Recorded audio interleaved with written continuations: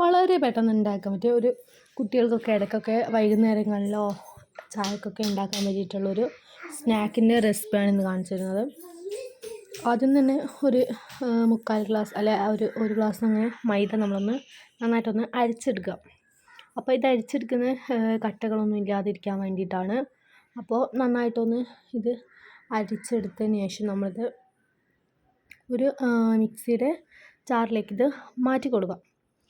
അതിന് ശേഷം നമ്മൾ ഒരു പഴം, അതിപ്പോൾ ഏത് പഴമായാലും കുഴപ്പമില്ല, നേന്ത്രപ്പഴമോ റോബസ്റ്റ് പഴമോ അങ്ങനെ ഏത് പഴമാണെങ്കിലും നമുക്കിതിന് വേണ്ടിയിട്ടിടാം.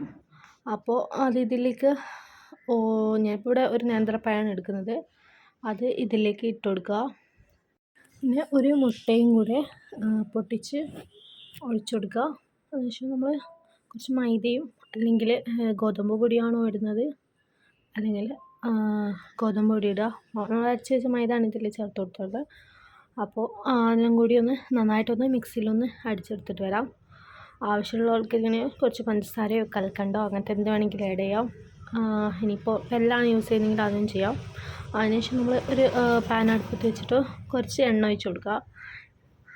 എന്നിട്ട് നന്നായിട്ട് അതൊന്ന് ചൂടായി വരുന്ന സമയത്ത് നമ്മൾ ഉണ്ടാക്കി വെച്ച ഈ ബാറ്റ് ഉണ്ടല്ലോ, അത് നമുക്ക് ഇതിലേക്ക് ഒഴിച്ചു കൊടുക്കാം. അപ്പോൾ അതും കൂടെ ഒഴിച്ചു കൊടുത്ത് നമ്മളൊരു 10-15 മിനിറ്റ് നന്നായിട്ട് സ്റ്റൗ കുറച്ച് വെച്ച് ഒന്ന് വേവിച്ചെടുക്കുക. അപ്പോൾ അത് ഫുൾ ഒഴിച്ച് കൊടുത്തിട്ടുണ്ട്. ഇനി ഇതൊന്ന് അടച്ച് വെച്ച് ഒരു 10 മിനിറ്റൊക്കെ വേവിച്ചാൽ മതിയാവും. അപ്പോൾ നമ്മളിതിങ്ങനെ നന്നായിട്ട് വെന്ത് വരും. പക്ഷേ ഞാനിതിൽ മധുരത്തിനൊന്നും ആഡ് ചെയ്തിട്ടില്ല. ഞാനിതിൽ തേനാണ് ഒഴിച്ച് കൊടുക്കുന്നത് ലാസ്റ്റിൽ. അപ്പോൾ ഇത് ഭയങ്കര മൈദ ഇട്ടുകൊണ്ട് ഭയങ്കര ഹെൽത്തിയാണെന്നൊന്നും പറയുന്നില്ല. ഗോതമ്പ് പൊടി യൂസ് ചെയ്യുകയാണെങ്കിൽ നമുക്ക് നല്ല ഒരു ഹെൽത്തി ആയിട്ടുള്ളൊരു സ്നാക്ക് തന്നെ ആയിരിക്കും ഇത്. അപ്പോൾ ഇത് ഒരു 5-6 മിനിറ്റ് കഴിഞ്ഞാൽ പതുക്കെ ഒന്നിത് മറിച്ചിട്ട് കൊടുക്കാം. എന്നിട്ട് പതുക്കെ മറിച്ച് കൊടുത്ത് അപ്പുറത്തെ സൈഡൊന്ന് വേവിക്കാം. അപ്പോൾ ഞാനിത് കരിഞ്ഞോ എന്നുള്ള രീതിയിൽ ഞാനൊന്ന് മറിച്ചിട്ടതാണ്. അപ്പോൾ കരിഞ്ഞു പോയിട്ടൊന്നും ഉണ്ടായിരുന്നില്ല, നല്ല കിട്ടിയിട്ട് തന്നെ ഉണ്ടായിരുന്നു. അപ്പോൾ കുറച്ചുകൂടെ ആവാനുണ്ടായിരുന്നു ഇത്.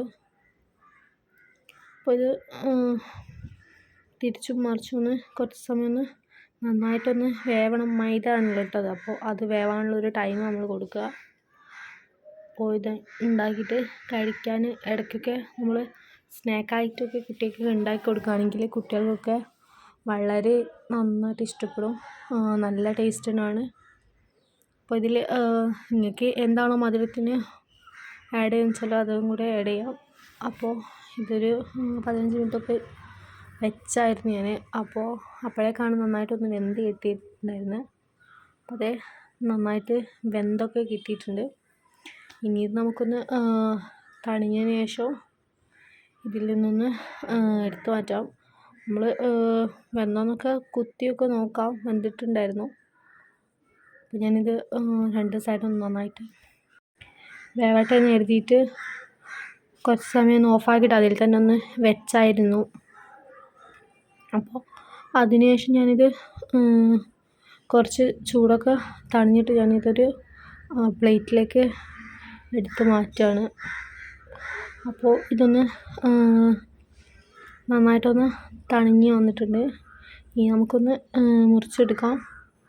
നിങ്ങൾക്ക് ഇഷ്ടമുള്ള ഷേപ്പിൽ ഇതൊന്ന് മുറിച്ചെടുത്തിട്ട് കഴിക്കാവുന്നതാണ്. ഇതിലേക്ക് ഞാൻ കുറച്ച് തേനാണ് കേട്ടോ ഒഴിച്ച് കൊടുക്കാൻ പോകുന്നത്. അപ്പോൾ ഇനിയിപ്പോൾ ഏതെങ്കിലും സിറപ്പാണെങ്കിൽ നിങ്ങൾക്ക് അതും കൂടെ ഒഴിച്ച് കൊടുക്കാം. അപ്പോൾ ഞാനൊന്ന് കുട്ടുമണിക്ക് ടേസ്റ്റ് ചെയ്യാൻ കൊടുക്കട്ടെ കേട്ടോ.